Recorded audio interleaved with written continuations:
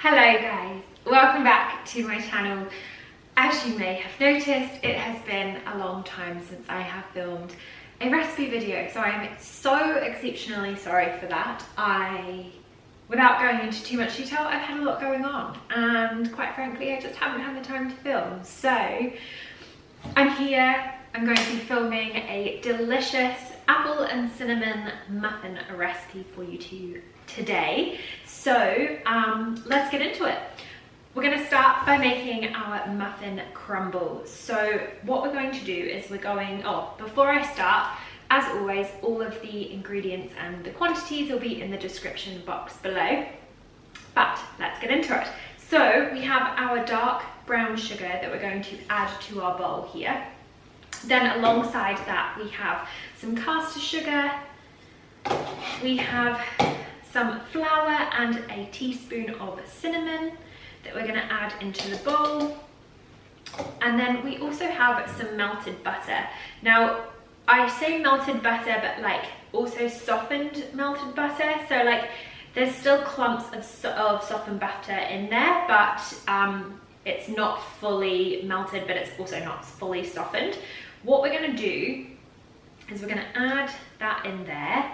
Now it is really important when we make this crumb topping that we don't over mix this mixture.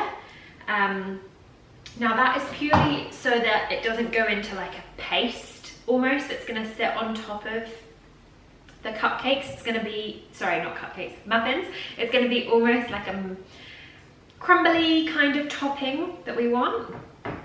So we'll just give that a good old mix, make sure that all of that is incorporated.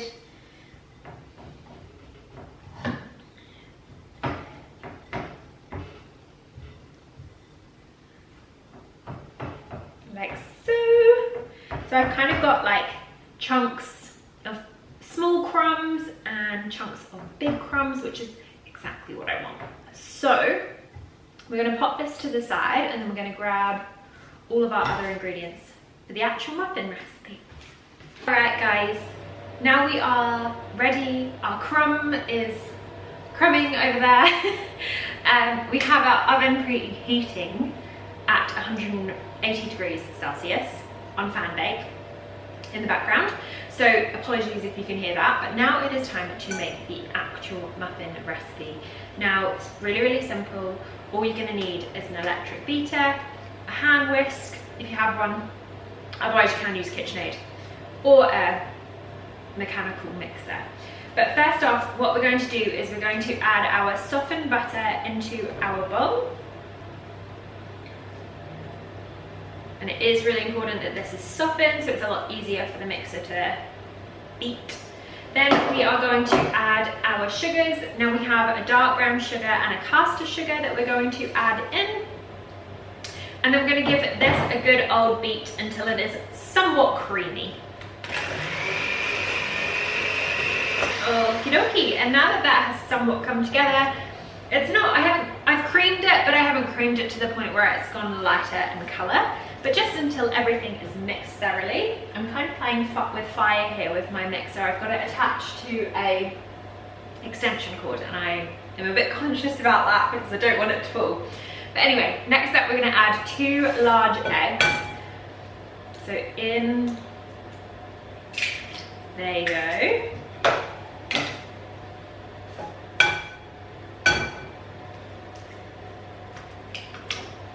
Like so.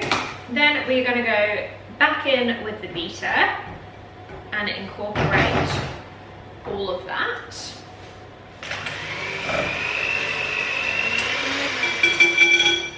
Amazing. And then we are going to add in the rest of our wet ingredients. So we have coconut yogurt. Now you don't have to use coconut yogurt, you can just use normal yogurt, or even sour cream works really well as well, but I have just got coconut yogurt in the fridge, so that's what I'm going to use. Then I've also got, all of that in there. Then I've also got my oat milk as well that I'm going to add in. And then we're going to give that another good mix. Now don't be alarmed as this will start to curdle. Please don't worry, as soon as we add our dry ingredients, it will come together really nicely. Fabulous. All right, so I'm gonna pop my mixer to the side. We don't need him anymore. And we're gonna bring in our dry ingredients. So I have my flour, I have cinnamon, I have baking powder, baking soda, and salt. So to my I've kind of put it in the wrong place. To my flour, I am gonna add all of my dry ingredients. Pop them in.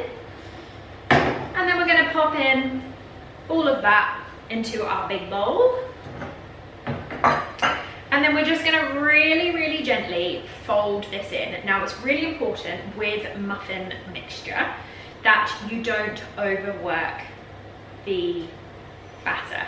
It is really easy to do this. So just be super mindful that you just wanna mix it until it is just combined. You don't want flour pockets in the dough or in the batter, but you do wanna mix it literally until it is just come together. Because otherwise your muffins will be dry and tough and you really don't want that. So that is looking good. We're gonna then add our chopped and peeled apples. I have chosen to use Granny Smith because I personally think they are just the best for baking. Obviously use whatever you like or whatever you have in the cupboard. So we'll give that a good old mix through, make sure that all those apples are dispersed through the batter. And then we can basically pop these into our muffin cases. So let's clear the decks and then we can do that. All right, so we have our crumb at the ready, we have our muffin mixture at the ready, and then we also have my little muffin tray. Now I'm actually using my own makeshift little cases here. So these are essentially just a little rectangle that I have cut up where essentially you've got a fold here, a fold here, a fold here, and a fold here. Now what that basically means, let's clear these away so you can kind of see, is once I pop it into my muffin holder and use a little press to press it down, it essentially creates a typical muffin case, which is exactly what we want here. So to that, I'm going to grab a big old scoop of my muffin batter. Good old generous scoop. We want nice hearty muffins. And just pop that in there. Now, I am going to do these in small batches. You, by all means, can do these in a larger tray if you have one. This recipe will essentially make 12 really good sized muffins. If you want mini muffins, obviously it will make a few more. So I'm just popping in my little makeshift cases and then adding in my lovely muffin batter to those, and then that just sort of helps them stay in there as well.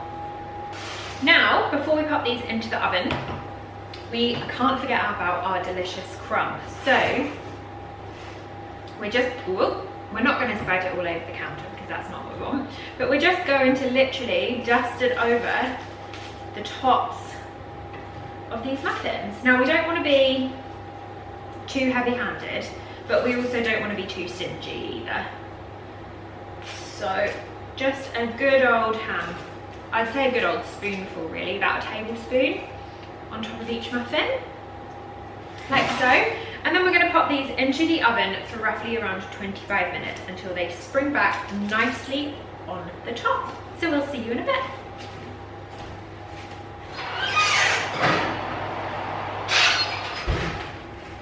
Alrighty guys, welcome back.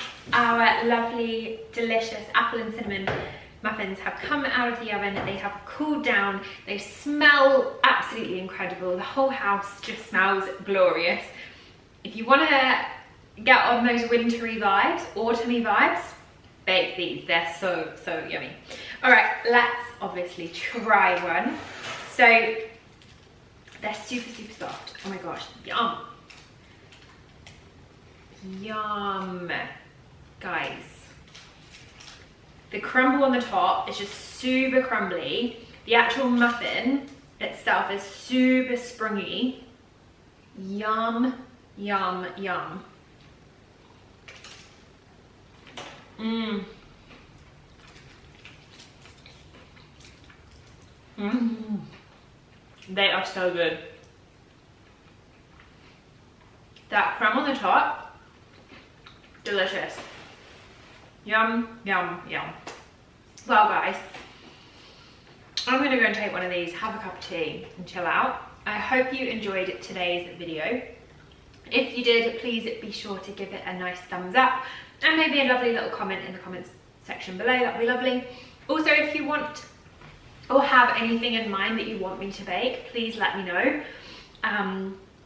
I'm going to try my absolute hardest to bake a new recipe video every week now, so please let me know below. And I'm going to go and enjoy my muffin, and I'll see you later.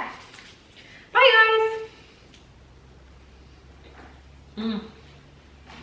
guys!